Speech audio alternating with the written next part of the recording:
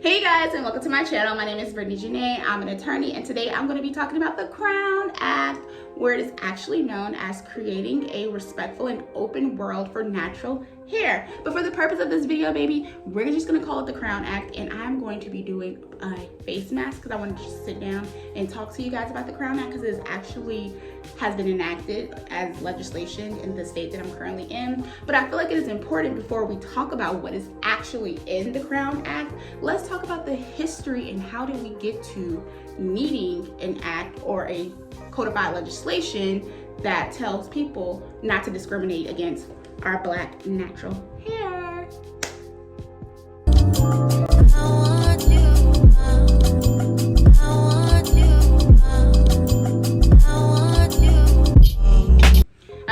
Let's get into the history, guys. So essentially in 1786, the governor of Louisiana at the time enacted a law called the Tignon Law.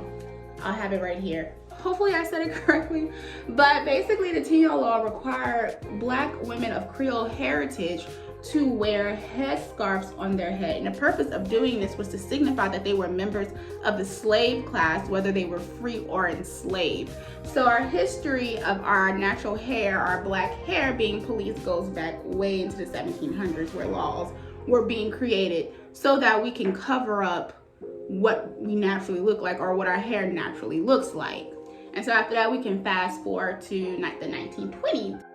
The hot comb or the straightening comb, which essentially straightened out our kinks and coils that are in our hair, you know. And so a lot of people, there was some controversy surrounding the straightening comb around the time, where some people argued that this led to societal and economic advancements for Black women, where some others also feel as though that the invention of the hot comb perpetuated the idea that straight hair allows Black women access to societal acceptance.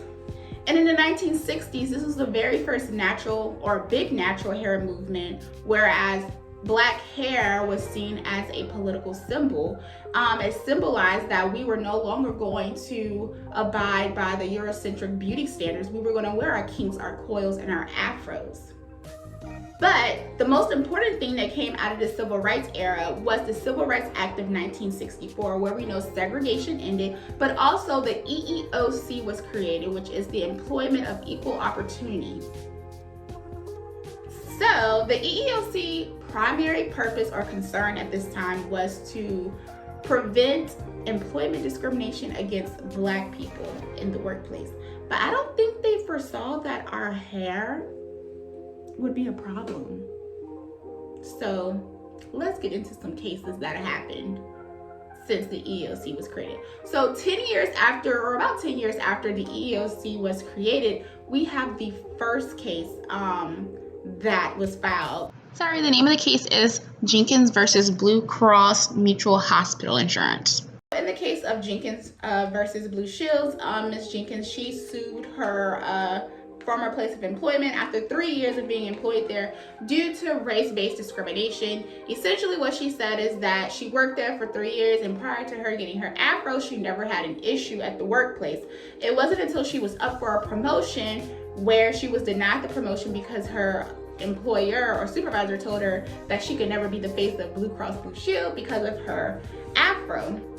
However, the important takeaway from that case is that the U.S. Appellate Court essentially held that race discrimination against an employer due to being biased against their afro was race-based discrimination, and Black women or people can wear their afros at work. And so essentially also Title VII was created, in which Title VII just prohibits employers from preventing Black women from wearing their natural hair or afros at the workplace. But there was also another case, Chastity Jones case. And so this is a more recent case that took place in 2013. So essentially with the Chastity Jones case, she essentially applied for a job online. She went for the interview and was told by the person who was in charge of hiring that in order for her to get the job, she needs to cut off her dreadlocks. So she filed a lawsuit and lost because the court essentially stated that dreadlocks are a mutable characteristic, meaning it's a changeable characteristic, and it's not a race-based discrimination. Even though Black people typically traditionally wear dreadlocks. However, I guess the argument to be made is that race is a social construct in that it is not related to a cultural characteristics that's related to race or ethnicity.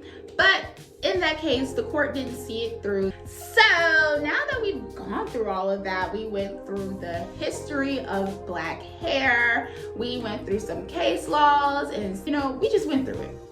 What is in the Crown Act? What's in it, baby? I'm only going to talk about the legislation that was recently passed within my state. But I will tell you guys, the purpose of the Crown Act is to prohibit race-based discrimination on natural hair at the workplace, at public schools, and in public places, and also with housing in my state. Important for me to note that natural hair is defined. So essentially, within the Crown Act in my state, natural hair is either natural hairstyles or cultural hairstyles that are but not limited to, such as afros, braids, protective styling such as twist styles. It extends to children who attend public schools. So children who have natural hairstyles or protective stylings cannot be denied admission or access to schools or to the public schools because of their natural hair. So as it pertains to employment, employers cannot intentionally discriminate against a person with natural hair or a cultural hairstyle by not paying them the same compensation as others based on their natural hair. Also, jobs or employers cannot intentionally fail to hire a person based on their natural hair or protective style. Also, employers cannot deny or deprive employees of employment benefits or opportunities because of their natural hair. The Crown Act in my state also extends to housing and renting. So it is unlawful for a person to discriminate against a person's bantu knots or protective style or natural hair by denying them the right to renting property or selling property or buying property. However, prior to the Crown Act becoming legislation, there were arguments being made, whereas it was stated that the Crown Act was not needed because the EEOC already addresses the issue of race-based discrimination as it pertains to natural hair or black people's natural hair, and that there are more pressing issues to discuss and legislation to get passed as it pertains to inflation and gas prices and energy.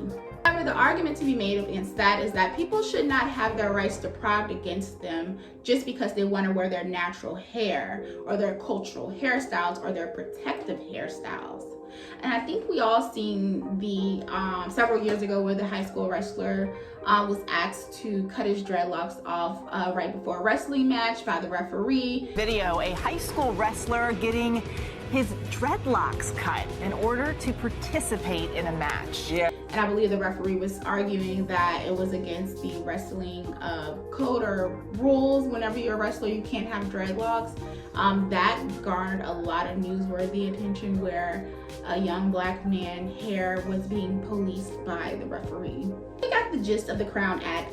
Don't try to discriminate against my black hair. Don't police my black hair, right? And so I think we got the gist of it.